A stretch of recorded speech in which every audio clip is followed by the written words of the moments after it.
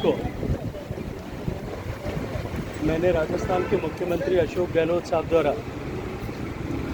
निरंतर मिथ्या तथ्यहीन और सुनियोजित रूप से मेरा चरित्र हनन करते हुए मुझे राजनीतिक दृष्टि से नुकसान पहुंचाने के लिए और आगामी चुनाव में अपने पार्टी और अपने आप को फ़ायदा प्राप्त करने के लिए, लाभ प्राप्त करने के लिए जो आधारहीन स्टेटमेंट्स दिए जा रहे थे, उनके द्वारा बार बार मुझे अपमानजनक शब्दों, नकारा, निकम्मा, घपलेबाज, घोटालेबाज, धोखेबाज और लूट किया है गरीबों का पैसा, ऐसा कह करके संबोधित किया जा रहा था। मैंने 4 तारीख को मानहानि का मुकदमा माननीय न्यायालय के समक्ष प्रस्तुत किया था। आज माननीय न्यायालय ने मुझे उसके लिए अपने स्टेटमेंट रिकॉर्ड करने का अवसर दिया था और मैंने विस्तार पूर्वक 19 तारीख को पिछले महीने के, 21 तारीख को पिछले महीने में और उससे पहले पिछले 3 वर्षों में और ये मानहानि का मुकदमा दायर करने के बाद में भी जिस तरह की संज्ञाएं उन्होंने दी है और जिस तरह के तथ्यहीन आरोप मुझ पर लगाए हैं, राजस्थान का मुख्यमंत्री होते हुए भी,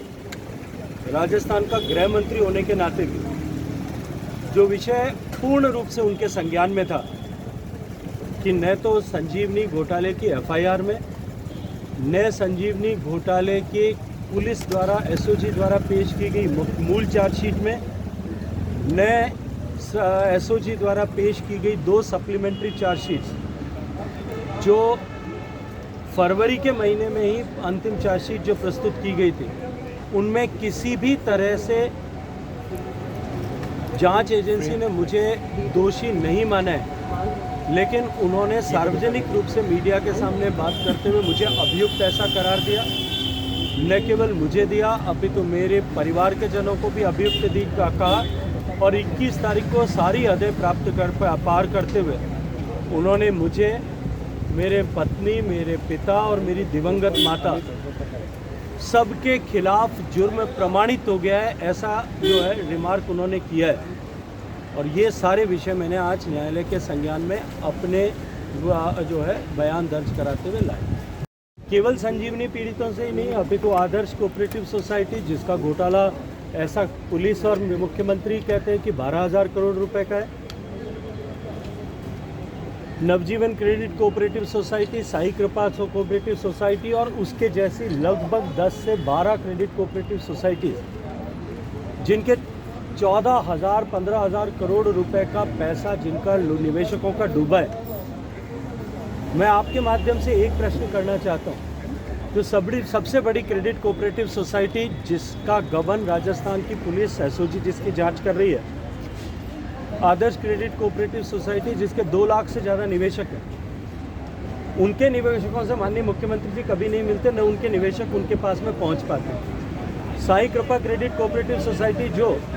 मुख्यमंत्री जी के ही पार्टी के पदाधिकारी चलाते थे, जिन पर केसेस भी रजिस्टर हुए हैं, केसेस में जुर्म पुलिस ने प्रमाणित भी माना है, लेकिन उसकी जांच जो है एसओजी में ला करके डंप करके उस पर आगे कोई कार्रवाई नहीं होती। ऐसी सारी क्रेडिट कोऑपरेटिव सोसाइटियों के निवेशकों से वो नहीं मिलते। केवल एक ही क्रेडिट कोऑपरेटिव सोसाइटी के साथ में के निवेशकों के साथ में मिलकर के, उनके एजेंट्स के साथ में मिलकर के जो प्राइमरीली धरातल से पैसा उगा करके क्रेडिट कोऑपरेटिव सोसाइटी में जमा कराते थे, इस नाते वो डायरेक्टली संजीवनी क्रेडिट कोऑपरेटिव सोसाइटी के से जुड़े थे और न केवल जुड़े थे अपितु उस पूरे अपराध के एक साथ सहयोगी भी थे। उनके साथ में बैठ करके मिल करके और वो इस तरह के स्टेटमेंट्स देते हैं जिनका कोई आधार नहीं है। राजस्थान की इन सारी क्रेडिट कोऑपरेटिव सोसाइटी जैसी मैंने आपके सामने चर्चा की, जैसा बार बार मुख्यमंत्री जी ने अपने स्टेटमेंट्स में कहा है, जांच एजेंसी के लोगों ने भी अपने स्टेटमेंट्स में कहा है कि उसमें लाखों लोगों का जो है निवेश प्रभावित हुआ है। मैं एक बात आपसे पूछना चाहता हूँ, आपके माध्यम से प्रश्न करना चाहता हूँ कि उनके पैसे को लौटाने के लिए जो कानून भारत की सरकार ने ऐसे सारी कोऑपरेटिव सोसाइटी या अनरेगुलेटेड डिपॉजिट्स जहां होती है उनको लेकर के 2019 में बनाया था,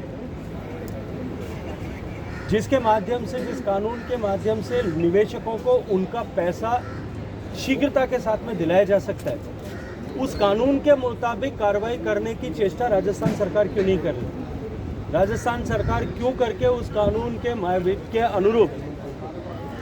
multi state credit cooperative societies के प्रकरणों की जांच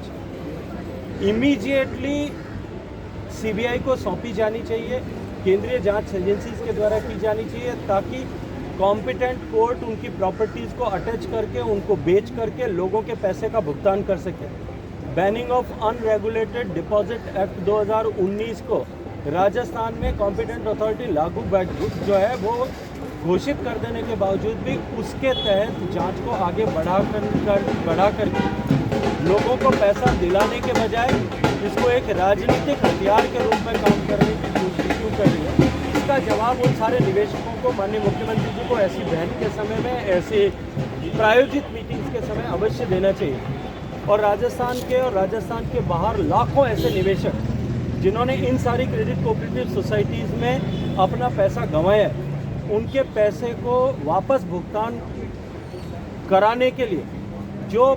कानून देश में आज की तारीख में लागू है, उस कानून के खिलाफ आचरण और व्यवहार राजस्थान की सरकार क्यों कर रही है? क्यों करके उन गरीब भोले भाले निवेशकों के सामने अपने घड़ियाली आंसू बहा करके अपने राजनीतिक लाभ में के लिए उनका नुकसान करने की कोशिश वो कर रहे हैं? इसका जवाब उनको देना चाहिए। राजस्थान की सरकार पूर्णतया विफल हुई।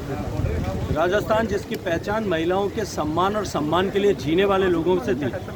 राजस्थान के कांग्रेस सरकार ने, उसके मुखिया अशोक गहलोत जी के नेतृत्व में, क्योंकि सरकार की प्राथमिकता और मुख्यमंत्री की प्राथमिकता लॉ एंड ऑर्डर मेंटेन करना, लोगों को रोजगार दिलाना, किसानों की समस्याओं को समाधान करना, महिलाओं के सम्मान को लौटाना, ये सब प्राथमिकता होने के बजाय सरकार की प्राथमिकता केवल और केवल, सरकार के मुखिया की प्राथमिकता केवल और केवल कुर्सी पर बने रहना और चिपके रहना है। यह आपसी विग्रह की शिकार सरकार ने जिस तरह से अपनी प्राथमिकताओं को बदला और केवल कुर्सी पर चिपके रहने को अपनी प्राथमिकता बनाई, उसके चलते राजस्थान महिलाओं के प्रति अपराध की राजधानी बना। सबसे ज़्यादा रेप्स राजस्थान में, रेप्स के केसेस रजिस्टर हुए। केसेस रजिस्टर होने पर माननीय मुख्यमंत्री जी ने बड़ा ही घृणास्पद बयान देते हुए यह कहा कि राजस्थान में ऐसे केसेस ज़्यादातर रिश्तेदार ही अंजाम देते हैं। और उनके एक मंत्री ने फ्लोर ऑफ द हाउस पर में खड़े होकर के ये कहा कि राजस्थान में इस तरह के मुकदमे इसलिए होते हैं कि राजस्थान मर्दों का प्रदेश है। वो राजस्थान जिसके मर्दों ने अपनी मर्दानगी और पुरुषार्थ दिखाते हुए धर्म, संस्कृति और संस्कृति के मानबिंदु, महिलाओं की, गाय की, गौरी की रक्षा के लिए, गंगा और गीता की रक्षा के लिए अपनी पीढ़ियां कुर्बान कर दी, उन सब का अपमान राजस्थान की सरकार ने किया। नौकरी के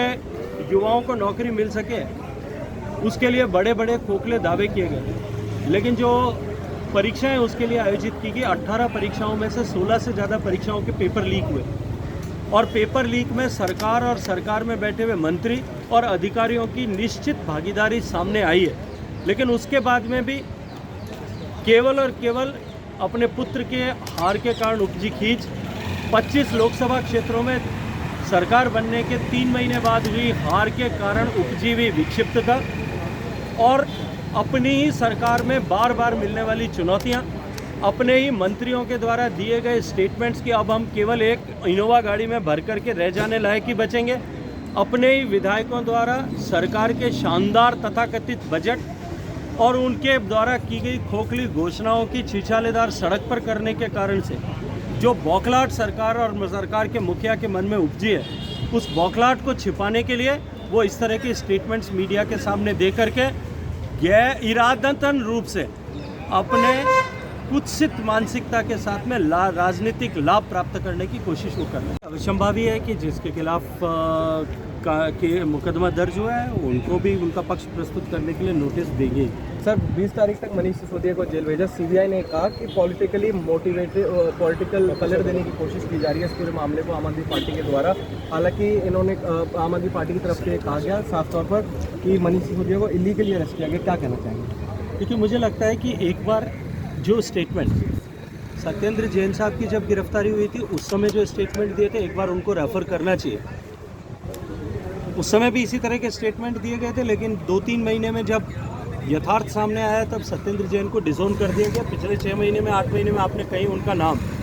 माननीय मुख्यमंत्री केजरीवाल साहब से नहीं सुना होगा। मुझे लगता है कि जिस तरह से सत्येंद्र जैन को तिहाड़ में जाने के बाद में मुख्यमंत्री जी ने बुला दिया, थोड़े दिन बाद में अपने सहयोगी मनीष सिसोदिया जी का यथार्थ जब सामने उद्घाटित होने लगेगा तब उनको भी वो इसी तरह से भुलाने वाले हैं। सर, एक शर्त रखी गई थी रिजाइन से पहले कि